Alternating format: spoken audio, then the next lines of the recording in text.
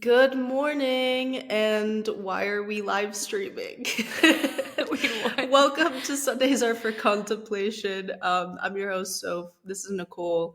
What do you mean we're live streaming? Technically, we're live streaming, but I never shared the link to anybody, so Whatever. too bad, so sad.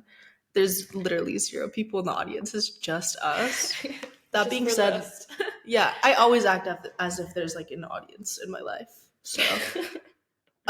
We're here because we wanted to recap whatever the fuck happened in Florence.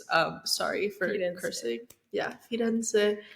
Um, and we just we're on two very different wavelengths right now. I'm in my frat boy, look, I have my Primavera hat, my send me nudes shirt. And I just got to her house 5 minutes ago and she was in a little ball in the corner daydreaming. So yeah. Oh my god. What's the phrase? All is fair in love and war. So I have no idea what I'm doing. I wish I was on my girl boss vibes like you. It would be much more beneficial right now if I could just get my shit together and work like I've worked the entire year. yeah, You know what I mean? yeah. Well, the thing is, I'm not in this era because I voluntarily chose to be it. I think I know, but that's why I'm I need to be forced into it again. I need someone to break Yeah. my heart. the underlying reason why we're both in the modes we are is because of Mexican man trauma. I'm not going to disclose any further information than the fact that Mexican men are traumatic.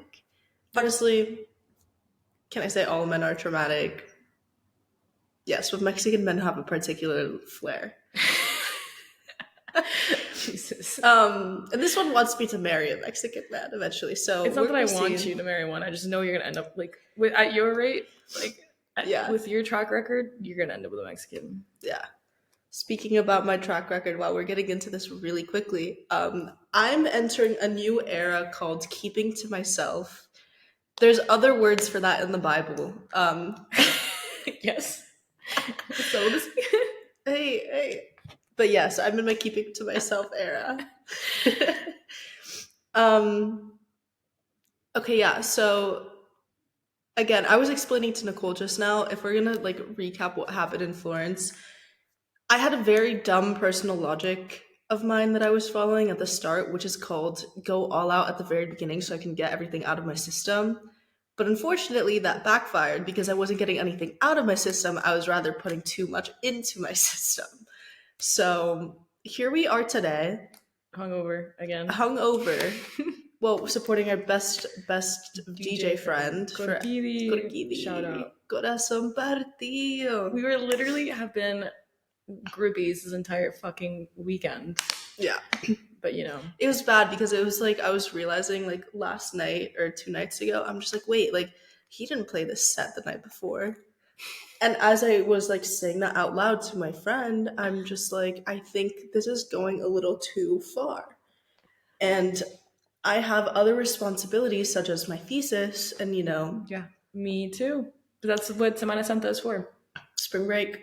But we're literally starting it off by celebrating our friend's birthday, which we will do in true solidarity and loyalty to our friend. But my liver, I'm not being loyal to my liver. It's fine. It's not alcoholism until we graduate. And we're graduating in a month. That's fine. We still got a month. Yeah. Still got a month. Yeah. Let's see. How do you feel about the general vibe of Primavera? I think it was good. Yeah. I was floating around for most of it. Mentally. I was also drunk for a good portion of it. So same. But it was good. I think we were very nervous because I think it was our first time doing something this big and meeting a bunch of people that we kind of know of online and then meeting them in person and coordinating everything. But I think I was did we really just do that? And I was wow, this all came out horrible because we all had an idea in our heads of what we wanted. And obviously it never ends up being as organizers, it never ends up being exactly as you wanted. But I think the last day when we were talking to some of the guests and they were telling us we were thinking about quitting digital art. But this festival made us believe in the movement again. And I was oh my God. That's a lot of pressure. But thank you. Yeah. I think think I would say it was a success for the festival in itself.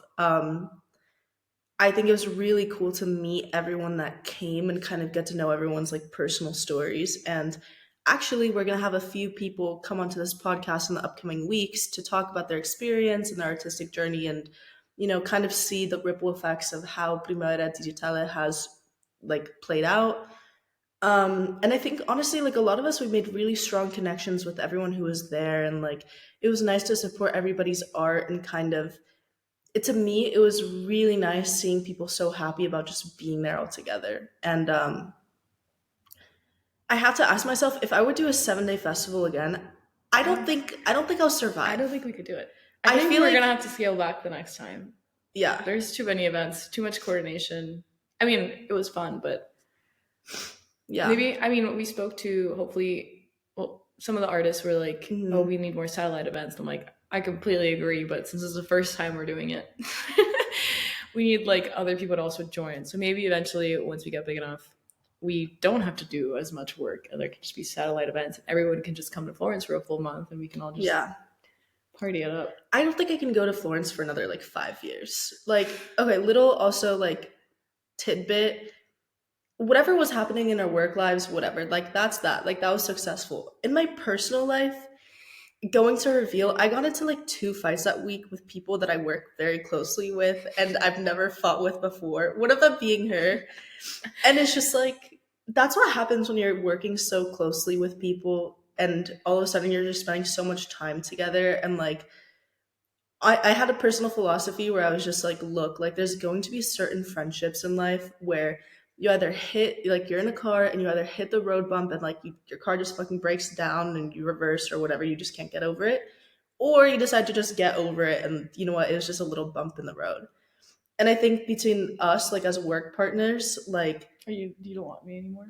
no, I honestly want you. I want you. It was just, I kind of had a moment where I was just like, okay, like for that being our first fight, like whatever, The next day like, we laughed about it and we were like, we're crazy. yeah. Mind you, it was like 5 a.m. outside of a club. So Exactly. And there might have been like some people around us because it's just, it started off we as a were like normal, yelling at each other in Spanish. Like yeah, it started off as a normal conversation. So obviously, like when we went outside, there's like one of the other artists that was there. And then it just started to getting us like Latina, escalating. like fighting. And there might have been some crossfire there. Like, but you know it's, what? it's part of. What can we say? It's life. It's life. You have to just get through it. I'm glad, like, yeah, like we can be open with our emotions about it. Yeah, because I'd rather like also like a note on our friendship.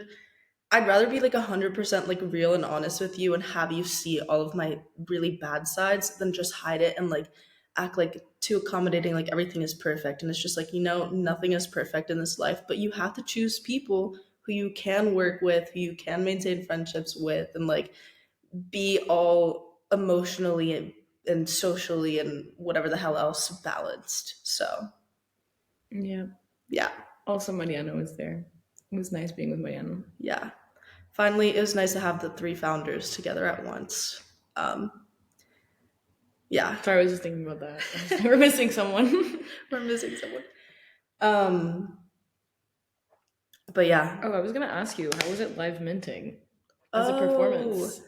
right. So I'm like, another reason why Florence I feel like was so random was because I also got to kind of not expose myself, that's not the right word, but kind of show the whole world like I'm also like a writer, I'm this poet, a GB.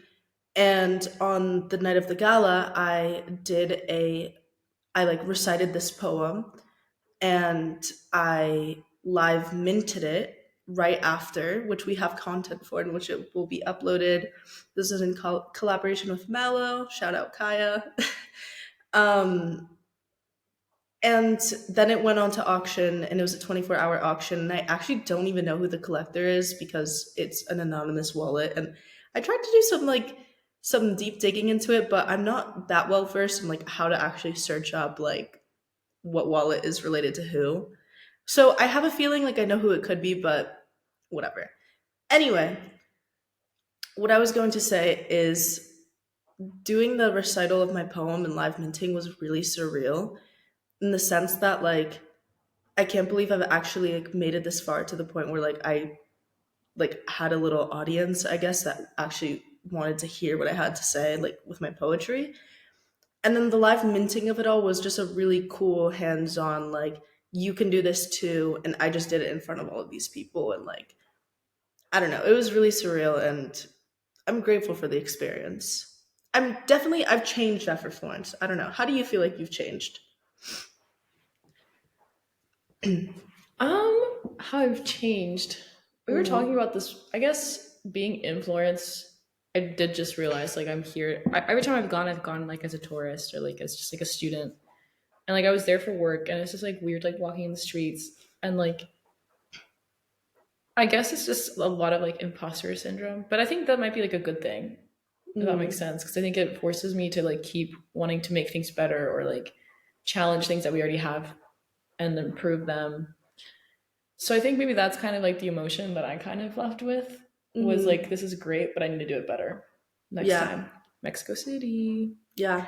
Do you want to talk a little bit about Mexico City and our like upcoming plans after this experience? I mean, I don't know how much we can share yet. So that's why I'm like, keep it on the low. But I think we're working towards creating another art residency that's based, well, a lot of conversations I was having with some collectors within when that came to Primavera Digitale, and we were talking about like the art residencies. And I mean, I told them like the reason why I really like these structure that we're doing is we're bringing people from all over the world to learn about like a specific location, city, the cultural context, and kind of forcing them to, I don't want to say assimilate, but kind of learn about something else in a more like organic way and to like Hmm. make it their own. Yeah. And so it's not just like, oh, we're just going to do a bunch of art events. Come. It's like you actually have to immerse yourself with the local culture and incorporate it into your art and like what you're creating. And so that's kind of what we were talking about. He's like, yeah, like this sounds like amazing, like an amazing like sell, you know, like. Hmm. And then I got into like a huge philosophical conversation with him about like, for me, like about like how I mean, since I deal a lot with international like politics and like diplomacy and like the global governance, and I think a lot of people are very disappointed about like how diplomacy is going right now and how cultural exchange is happening. And I think what I explained to him was, at least my opinion, was much of it is because Hmm. the way that countries interact with each other is from like a very like structured, like political, like formal, like kind of negotiations. And most of the time, like it's very much like the prisoner's dilemma. Like, are they gonna fuck me over? Am I gonna get fucked over? And so they're really never. There's always like a little fear. Like even though there's cooperation, there's still like fear. I Hmm. feel like that's why we've gotten to this point where everyone is just backing out and becoming. We see all this populism around the world and like isolationism, like increasing and distrust in international organizations. And I was like, I mean, I think international organizations are super important, but I think as well as the way that we promoted globalization was from like this artificial like, oh, we just need it so that we can kind of survive, Yeah. but not as like a, oh my god, we're like human beings, Hmm. you're a human too, even though you're on the other side of the world. And I feel like with these art residencies and like art is like the way that you can kind of share. I mean, artists create their like they depict their environments and their experiences, and obviously like the reason why artists has stayed around for so long and people continue to create things is because, and also consume art, is because we can basically connect to something that a human has made, whether it's some sort of universal truth or Hmm. idea. Sorry, I'm going on a rant. No, this is a good rant. And that is kind of what makes you realize that, you know, it doesn't matter what skin color, like what gender, like what cultural differences, religious Hmm. differences we have. There's still like certain elements that like let us kind of connect. And I feel like this is like the essence of what we want to have in these art residencies, where you're going to come to this different country, you're going to learn about like the culture there, you're going to actually interact with the people there, you're going to meet people from other all around the world, and like this Hmm. is how you're going to create like relationships, international. This is how like globalization and should be happening. At least that's my only hope for globalization at this point, Yeah. because like the what we have going on now is not it. Damn. Honestly, mic drop. Mic drop. I'm gonna write a thesis about this. Yeah. I mean, I was just going to say too, one thing that I thought of really quickly is, as my thesis is also a little bit related to this, is just the fact that like, since like a lot of, decentralized organizations have no legal personality, it's kind of just like I'm seeing the effects of what it means to be truly interconnected from like a legal standpoint. And it's just like, yeah, actually, like, we're not trying to put liability on any specific organization or state, but be like, all of these people made a collective decision. And I'm thinking, I'm like, is that sort of like true democracy? Like, is that scary to think about and conceptualize? Because at the end of the day, even when there's certain incidences that happen. So, like, briefly, I'm talking about the DAO hack of 2016, my thesis, which I don't know if you're familiar with that, A bit, but but if you want to summarize it for people yeah, that don't know what's going on. basically there was just in 2016 a crowdfunding effort launched by a bunch of programmers on the Ethereum blockchain, and they raised in a month like I think $168 million. But there was a bug, an error in the code, and someone hacked it so that they redirected like at least like around a third of those funds. And when the Ethereum Foundation, or I guess the programmers who knew the code, were trying to see what the best solution was, there was like at least three different solutions, and all of them had very different legal consequences, such as assigning liability, or like for investors, if their money, they put all this money in, and now all of a sudden, like, the hackers have ownership of the money and they can appropriate those funds. Like, that raises so many questions. So the ultimate decision that they took was called the hard fork approach, which essentially unwound like the whole programming. Also, I hope that I'm technically like correct on this, but basically like unwound the whole programming and returned the money to like it's all of the original investors. So obviously this had a bunch of consequences to those people who believes like the code is law, which when you're dealing with blockchain technology, people who really believe in it, the code is law is a philosophy they follow because it talks about the immutability and reversibility of the technology, and the effects that this had on like people who are trusting in blockchain technology or in decentralized organizations kind of diminished a lot, because it's just they started off with a really good effort. Someone made um, an error in the code in these smart contracts, and at the end of the day the decision was collectively reversed. And so I think it's good that like you're able to collectively reverse the decision, but at the end of the day it's also talking about like, okay, who is responsible if we decided that no one was going to run this, and then there's a failure in the system, and it's just like, okay, like, who corrects that? So I think it's actually a really scary experience that, I mean, in my limited knowledge of IR, this kind of feels like a democratic system, a true democratic system, but it's just like, there's still the evolution that we're seeing of kind of like the technology that's supporting this entire art movement that we're trying to inspire has a lot of effects that no one, I think, has been able to fully grasp yet. Yeah, but even like democracy and as it is now, like it's also a shit show, or any sort of political regime is a shit show. Yeah. I think what's important is being able to meet with people with diverse backgrounds and talk about these things and find like a kind of find like a middle ground of how to create solutions to these Mm, problems. Because obviously, like nothing is perfect. Anything that humans make, it's always going to have pros and cons, you know. yeah. And so I think like I don't know, like is democracy the answer? Can't I mean, I personally enjoy living in a democracy. At least I have like false hope that I have some choice in my life, but False hope or real hope? Is there a difference? I don't delusion. Blind dating the blind date, I don't fucking know. Yeah. I mean, Actually, yeah. I don't know. It's like to a certain extent, like I vote, but like does my vote actually do as much as I think it does? Maybe not. Yeah. Um but again, I'm not gonna get into like the whole The different the political. political situation and like what is true democracy and what should work. Yeah. Again, that's I'm not an expert in this, but I do think people should learn to have conversations about it and learn about different things, you know. Yeah. That's kind of the environment that we're trying to create is just not necessarily that there is like what is right and what's wrong, but just a place where people can come and actually speak to each other and not want to kill each Hmm. other No, about yeah. like talk. complicated topics and be like, oh, like this actually makes more sense. How do you guys do it? Mhm. And I think like that's something that I've seen a lot with like digital artists and like how they communicate, like they're talking with each other around the world and they're like, oh, like how are you doing this? And they like help each other out or they share things with each other. Mhm. I think like that's how you become more sensitized, no, no, no, Desensitized? I like don't know. como, Exposed. yeah, just Yeah. more used to different cultures and you kind Yeah. of, I mean, as well as, we all have prejudices and like kind of stereotypes towards different cultures. But I feel like when you interact with people like this and you build a close relationship with someone from a different culture, your stereotype of that culture like already changes and you're already more open minded to it. Hmm. And so I think that's kind of like what I'm like starting from like a micro level. And if everyone is kind of, Like pitching in. yeah, then eventually it's going to have a big macro effect. Yeah. That's kind of like how I see it because changing it from like top to bottom is like, Hmm.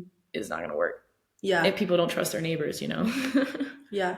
No, I really like your perspective on this. And I think it's just, yeah, one thing that I was just thinking of is like when we were at the festival, we did a panel on one of the mornings, and I just kind of had this realization until I talked about it that like at least in my experience at the festival thus far, like no one had acknowledged like just how international a group we all were, and I think it was just this like inherent like Normalness. normalness that we were all like we all knew like hey like 50% of people, I don't know, I feel like they're all coming from New York, but they have like such different backgrounds, and then the other ones are flying in from Vietnam or Thailand and like Argentina and Brazil and like from all over the world. And we just kind of took for granted a little bit that the fact that our community is so international.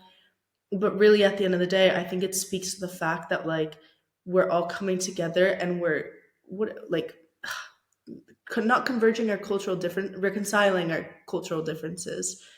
And of course, I think it takes a certain personality to be an artist, especially a digital artist, and then on top of that, like a Web3 digital artist.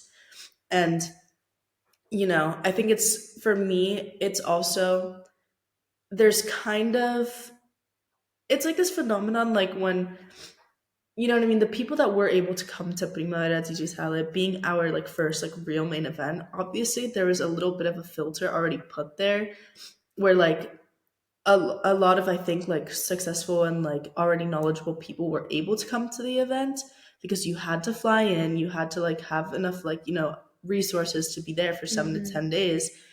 And I think that's something that also like coming like moving on from this like I think the reason why we want to have many events around the world too is so that we can like be more local, immerse ourselves into these communities that like maybe with people who don't have the privilege and resources to fly all the way over the world to like one location every year. Instead, we can bring it closer to you, and that's how we also like kind of expand our movement a little bit. And Yeah, it's bring it closer to them, but yeah, also incorporate them. It's not yeah, just like, oh, come check out this fair that we're hmm doing. It's like check out like this fair and how like this relates to your daily life and like yeah. your like heritage and like what Mm. your culture stands for. I This think that's very important. Yeah. I was gonna say this actually reminds me of like when we met like Diego Luna Oh my like god, 6, 7 months ago. I think that's crazy. this is crazy because he kind of like Foreshadowed everything. foreshadowed everything. Like we were at a bar, me, Nicole, and Sinbad, and all of a sudden, like Sinbad and Nicole are freaking out because it's like their celebrity crush from all their life was in the same bar as us. And of course, I didn't really like know him super super well, so I kind of like I don't know, went up to him and we asked for a photo and then we had a little conversation. And one thing that he said was, Donde hay público, hay opinión. Basically, where there's an audience, where there's a public, there's going to be expression, there's going to be opinions.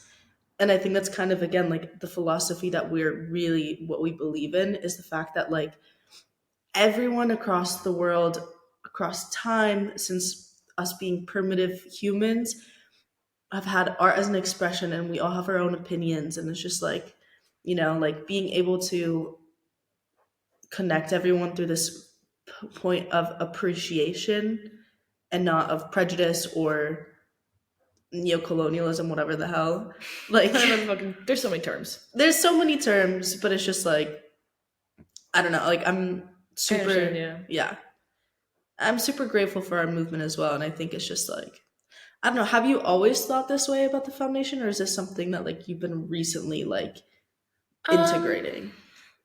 I think Well,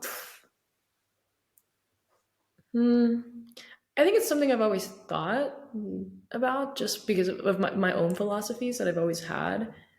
Um, I think foundation wise, my biggest fear was just seeing the technology gap Yeah. that is increasing globally, and like and also like the income gap is also just Yeah. insane.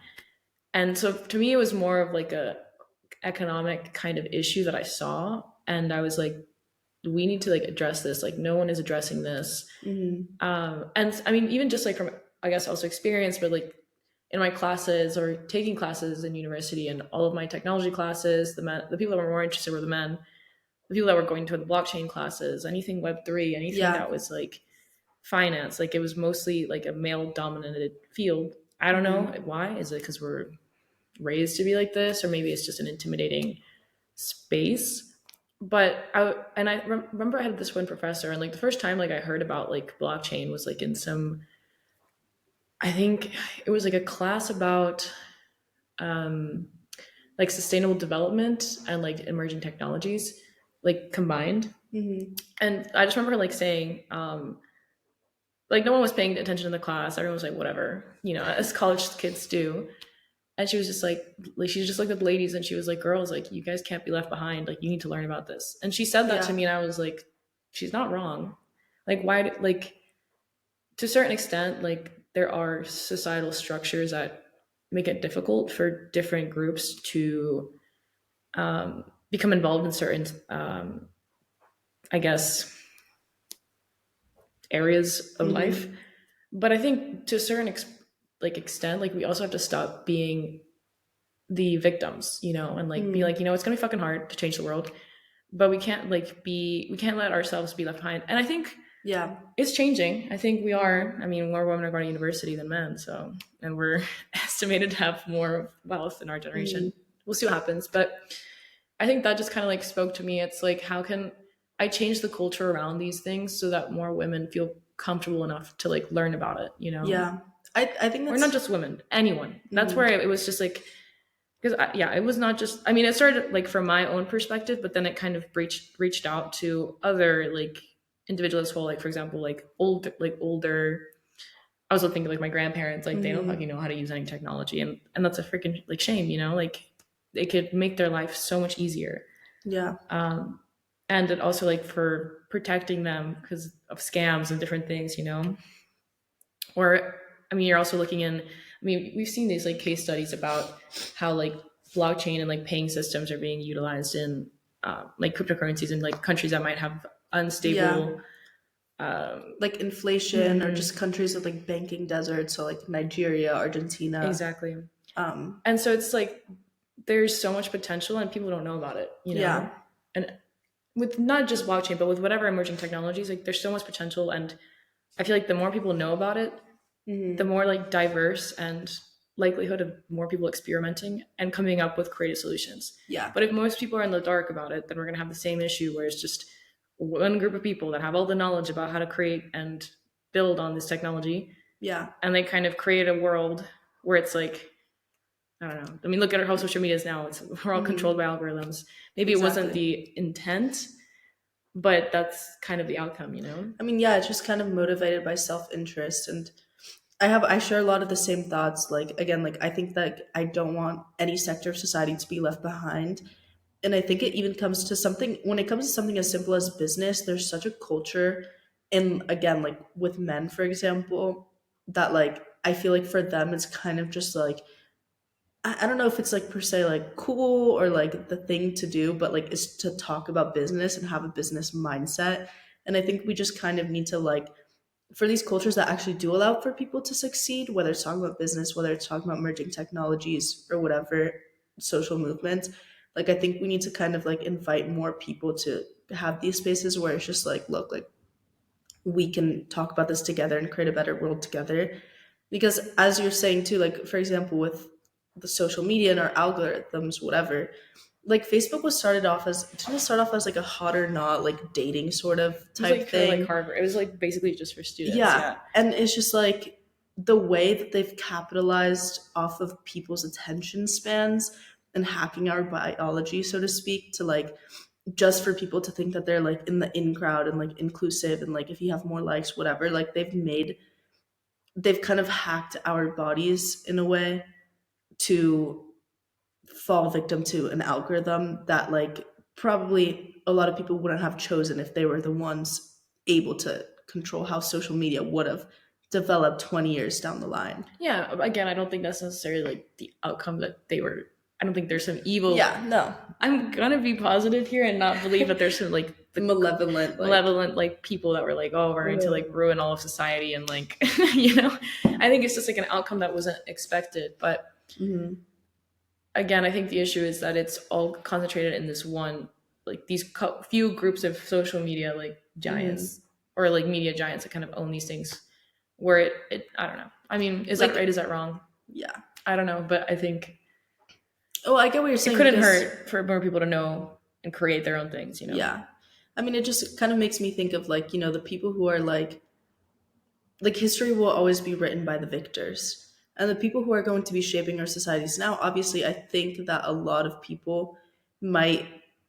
Well, I don't want to say obvious, or I don't want to generalize here, but I feel like there could be a tendency if you're creating something to also do something that you would prefer, and you might not always think about the greater good, about what's going to be the best for everybody. And of course, you can also like have noble intentions, but because of the fact that too we live, I think, in a society that's very like, to have an effect on social progress, sometimes you need to do something that is profitable and has good market effects, because if society doesn't if the society doesn't consume, it stops. Yeah. And so we're trying to find ways also to like kind of, I feel like, converge a business mindset, like making profit but also changing the world for social progress. And I don't know, again, I say we in general, but I don't know, at the end of the day, it's just like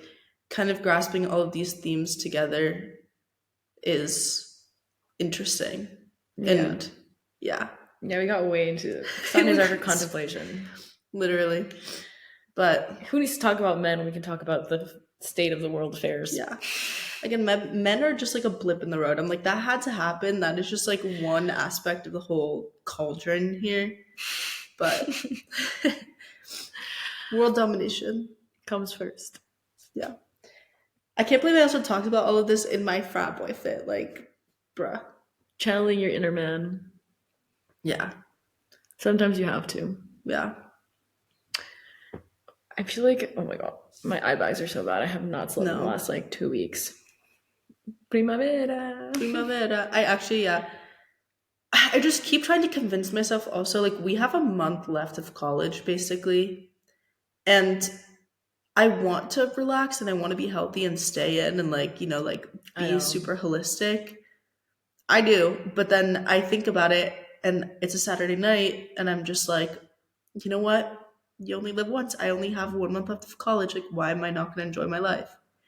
And then I wake up the next morning a little hungover and I'm just like, why did I do that? But here we are. Contemplating in classic Sundays. This is honestly the best. When people are like, this is the best phase of your life, I'm like, economically, no. Yeah. But I do think that there's something like magical about being in like a period of time where you're just like learning a lot and thinking about like very deep things that maybe once you get more into rhythm of like your life, when your life becomes more stable and you're more comfortable, you kind of, I've noticed that people kind of stop questioning or like contemplating things. So like critically thinking. Well, not necessarily critically thinking. I think they just... I do think that. Yeah, okay. People stop critically thinking. I mean, some people never started, so... Facts. But I mean, like, for us, it's just, like, it's been fun because you can have these really deep conversations, but then you can also, like, it's not that serious, and you can just go to the club the next night and dance with your friends and just, like, talk to boys and laugh, Yeah.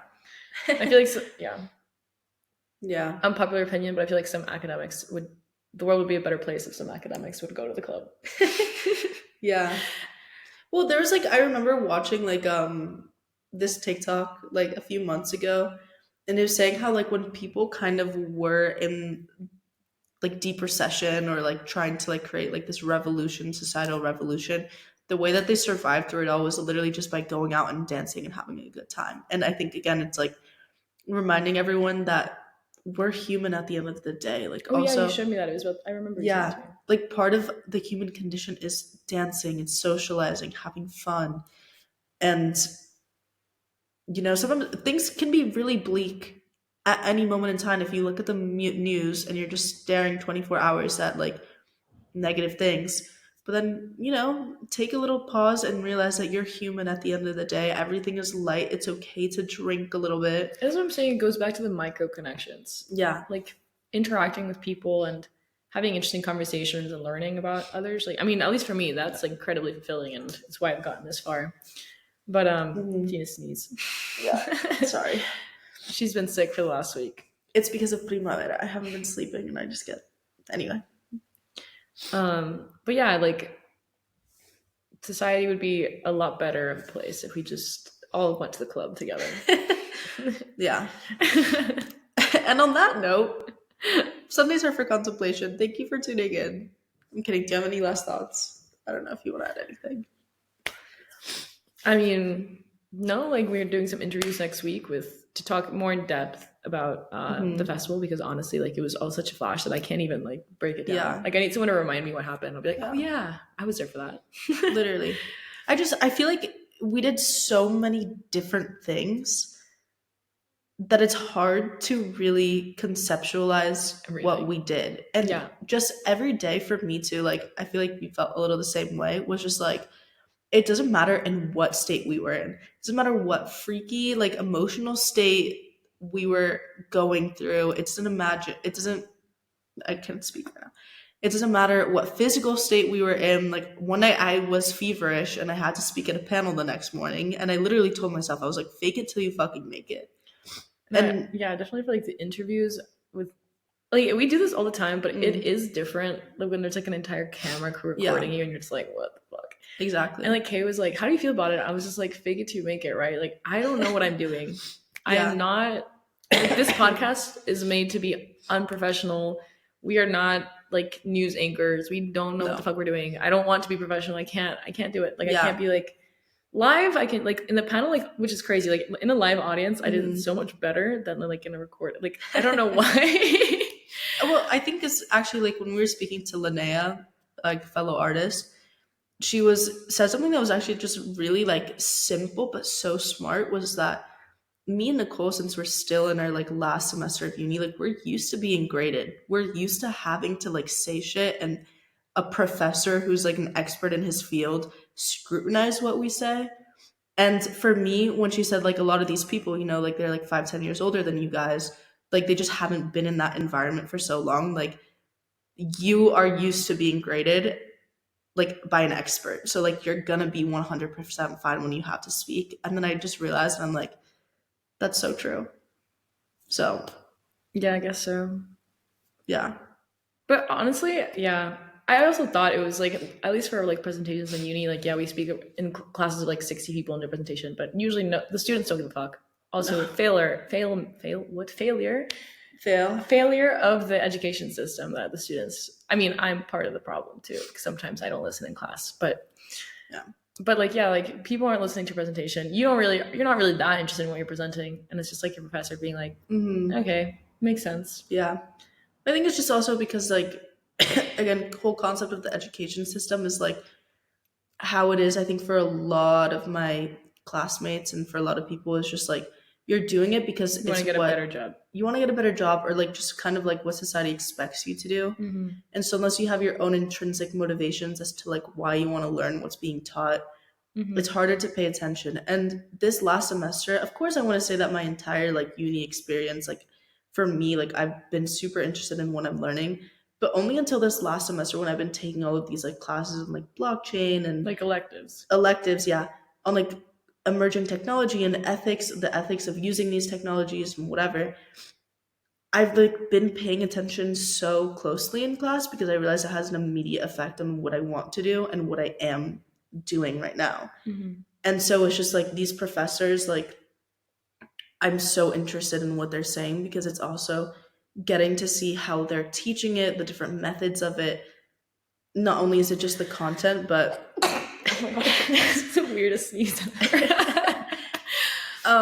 Not only is it just like the content of what it is that they're saying, but the way they're communicating it in is just for me like, you know. Well, I think it's also easier, in my opinion, is like the subject of a class changes a lot. Mm-hmm. Like if a professor in emerging technologies or anything that is like new and like not well studied is going to be much cooler of a Mm. professor because it's more based off of how do we analyze what's going on now and like how do we Yeah. react to it, whether unless or like in comparison to classes that might be a bit more like Mm-hmm. traditional like political thought or like anything that's philosophical where it's like these Yeah. books have existed forever, there's a million like different academic papers analyzing them, and it just becomes way too academic, which I mean I think it's academia is super important, but sometimes it's just like for what, For why what? are you overcomplicating this, Yeah. which is something that I've like in my project management class where like I'm like why like everything that is like said to me is like sounds like common sense but they just put like really complicated terms for it and Mm-hmm. I'm just like Yeah. I feel like it's more of a class where you should learn like by doing than by Mm-hmm. like learning like the theory is important but it's also like memorizing all this theory. It's like when you're like business is like going bankrupt, you're not going to be like what are the 3 steps in project like Yeah. you know you're going to have to react like quickly and like Mm-hmm. more I don't know. Yeah. So I think it just depends on the class and the professor, and I mean I think the grading system is the biggest issue Yeah. because Grading it systems are. because it's like you just the fact students are only coming to class and doing stuff for grades, not Mm-hmm. because they're genuinely interested in the subject. And also like how things are graded, does that actually measure how much Like um how successful well or. not even successful, just how much of the class like a student actually got Mm-hmm. out of it, you know? Yeah. It's like maybe I learned something in this class that was super hard and Mm-hmm. maybe I'm gonna like maybe I wasn't like a bookworm and like I memorized everything in the textbook to Yeah. do well in the exam. Maybe I took some things in that class that I to like to use in my real life and I became more successful in that Mm-hmm. field than a person that was a bookworm. You know what I mean? So it's Mm-hmm. like how do you even measure success? It's just Yeah. I have to say too, like this brings me back to like I remember when I was like much younger and when I lived in the US, like the American education system for me, it was purely like you would succeed if you knew how to memorize. That's yeah. it. And I at the time I had really good memory and I would succeed, but then after it was just like I switched education systems to I would went to the rest of my high school International school. in Argentina, an international school, and the way that they had to like integrate all these different education systems, like for that it was more like essays and like you didn't really have that much homework but you had to like critically think and do presentations and work together, and that kind of was the same as my university experience now. But I realized that there's a shift in between just purely memorizing and like being what was going to set you up to become like a factory worker essentially and just spewing whatever was taught to you, and then digesting your own information, doing your own research, actually testing things out for yourself and seeing what works, and then doing critical analysis of that. Mm-hmm. And that I think was for me a much more productive experience, even if I hated it at first, because I was just like, I can't do A plus B equals C here. I had to Yeah. do like fucking whatever the And hell this else. and like this is why I'm like when AI like ChatGPT like happened and everyone was Mm-hmm. using it, I was like evil laugh. I'm like, yes, the education system is being destroyed finally. Mm, Like this shit is going down as it should. yeah. That was a joke for legal purposes until I get my diploma. But Yeah. no, but it definitely like it even critical thinking or what we think is critical thinking of reading papers and analyzing. ChatGPT can do that for you too. So Yeah. it's just very much like how can you basically adapt and learn, adapt Mm-hmm. to these emerging technologies and utilize them to be the best that you can, you know? And I Mm-hmm. mean, we have different opinions on how to use AI. I mean, I, I'm learning. It's just for me, it's a learning curve. It takes me a lot longer to do what she does with it. yeah, but that's because I'm incredibly late, not lazy, but You're just resourceful. I just like efficiency and I like getting things quickly Yeah. like done. And I do them well. But I think definitely there's like a right way to use AI and a wrong way. Mm-hmm. But I mean, it's the same with anything else. Like even like computers, it was the same thing. And people were like, oh, these students aren't going to be writing things anymore. The world's going to go to hell. They're going to not know how to like memorize, like how to spell. And it's like, here we are, like Yeah. doing just fine. Mhm. There's people that are obviously going to, well, there was, how do I say this nicely? But there's always been idiots. And there's always been people, smart people that can make the most of their the technologies around them. And that's never going to change. So having this like fear that critical thinking is going to be over, if you really look at it, it happened way before AI. Yeah. Like, look at the state of the world. Like, you only need 10% of the world to critically think anyway. Yeah. So whatever. It's fine. But anyway, I mean, I don't know. Maybe again, is it because like our systems have made people that can't critically think? Like our education systems are made to not. I mean, like you said, it was all to memorize. They're not made to make people critical thinkers. Exactly. And I think this is also what something I learned in like 9th grade. I don't know if it's like necessarily true or not, but genuinely the American public school education system was built in the way that you could go straight into the factory after. When you think about it, and it's just like everyone is sitting in these desks and rows. You literally cannot go to the bathroom unless it's in your 4-minute like break in between classes. Like, I'm sorry, that sounds a little bit like a known CEO how he treats his workers. Jesus. Well, you know what? It's just like whatever. I'm not going to get into this because I'm going to become way too like critical of the current state of the world right now. But I mean, that's the whole point. We have to be critical. That's true. But critical, but with like a vision to change and how to change it. Because I think that's something I also struggle with academics sometimes is they're just very critical, but there's never a solution. Or that's what my professors, they're always like, everything's going to shit. Everything we believe in isn't real. But they're like, but it's okay. Your generation will be the change. And I'm like, what? Like, why don't you guys start fixing stuff too? Exactly. I don't think it's okay to resign yourself. And I think that's something that like I have had to learn personally as well. Like, don't resign yourself to whatever like bad things you're going through because there's always going to be a way out. And it's just like, I don't know. Yeah. There's always going to be a way out. Yeah. Or you force your way out. Exactly. Or maybe this is just because we're crazy. I'd rather take crazy than what society thinks is normal. I agree. I will for always be crazy. I feel like crazy is a compliment. Yeah. This is what I'm saying. Like I identify as crazy. I identify as crazy as well.